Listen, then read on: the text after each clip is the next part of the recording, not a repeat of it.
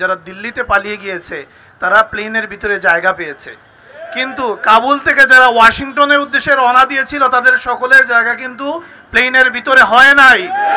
অনেকে প্লেনের ডানায় করে পালানোর চেষ্টা করেছে, অনেকে প্লেন থেকে ছিটকে পড়েছে। এই জন্য আপনারা যে প্রজেক্ট হাতে নিয়েছেন এটা দিল্লির দালালির চেয়েও ভয়ঙ্কর হবে পরিণতি। আপনারা এর থেকে পিছিয়ে আসুন। আপনারা কখনো মানবিক করিডোরের কথা বলেন, আমাদের চিরাং বন্দরকে আপনারা লিজ দেওয়ার কথা বলছেন। এখন যখন জাতিসংঘের এই মানবাধিকার কার্যালয় স্থাপনের প্রসঙ্গ আপনারা নিয়ে এসেছেন এবং আপনারা চুক্তি করে ফেলেছেন, তখন আমাদের বুঝতে আর দেরি নাই আপনারা ওয়াশিংটনের দালালিতেই লিপ্ত আছেন। এই জন্য আপনারা সাবধান হয়ে যান।